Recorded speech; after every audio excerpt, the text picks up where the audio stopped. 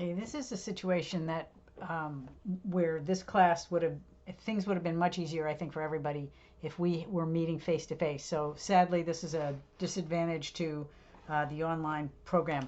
Um, we had several students that had the same issue, but and one or two of you came to me about it. But I just want to explain something that probably should, and I will explain it more clearly next year. But in this dot project, some of you guys got tripped up, and I'm actually using Alexandra's. I hope you don't mind, Alexandra, to explain this because it was a good example. So when you remixed it, you had the first part which just said if you type in red, the dot turns red, otherwise it turns white. But what happened is when you just add on events using the same submit button and the same images on the screen. This is an if-else statement, and in an if-else statement, it's one or it's the other. That's it. It's either this answer, any other answer, it gets this.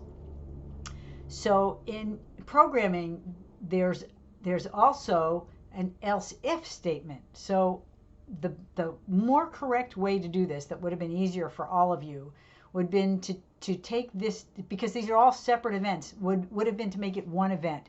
So when you click submit, this happens, or this happens, or if this happens, or else if this happens, or else if this happens. And I'm going to show you, I'm actually going to pull, let's see.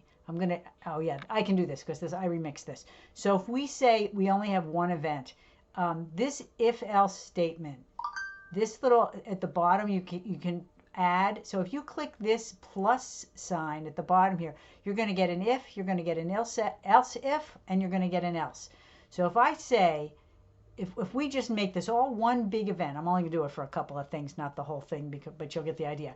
If I take this and say, if the text equals red, then change the pen color to red. Then I'm going to say else if, and I'm going to grab this one here and put this in the else if. Else if the input's purple, I'm going to pull these guys out of here. Then we're going to say the pen color's purple and the dot is 50. Now we have a whole bunch more. I can add as many else ifs if I want. So this is the same statement, the one event. When I click submit, I'm checking to see what the text is. If the text is red, do this.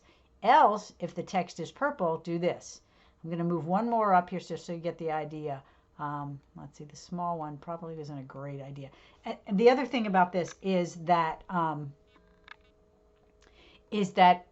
because of the way you're drawing it, because of the way this is programmed, you're only overlaying. So to put a small dot over a big dot, you're just going to kind of get a circle in the middle, but which is fine. But so let me show you that. All right, so I'm going to say, did I add another one? Else if, wait, hang on.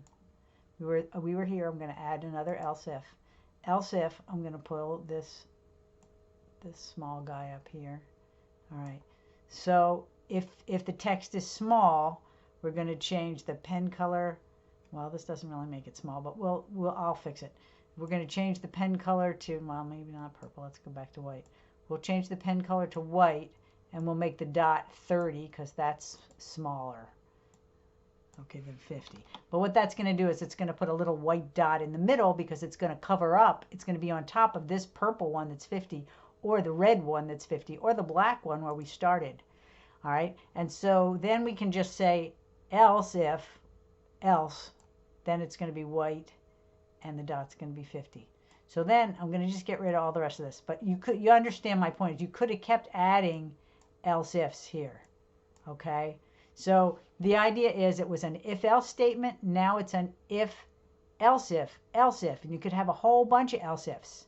All right. And we'll just run this just so you can see what happens here. So if I put in red, it turns to red. If I put in purple, it turns to purple. If I put in small, you're going to see it just is going to add a little small white dot in the middle. See, because that's only 30 and it needed to cover it with 50, or else you would see what was underneath it. But that's just the mechanics of what this is. Hopefully you understand that. I'm going to go back to, actually, let me go back to Alexandra's code and run that one so you can see the difference between her code. So here's her code, original code, with all these, with all of these. I'm going to run this and I'll just show you. So in this case, if we put in red and hit submit, it doesn't turn red because it's just if or else, and you've got all of these are one event.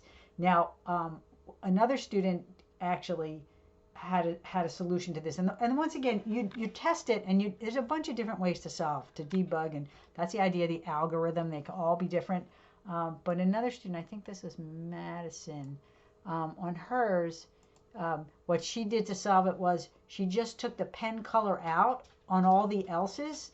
So it was the same format. So Alexandra, you could theoretically go through and take all the pen colors out because nothing went over it. So it worked that way too.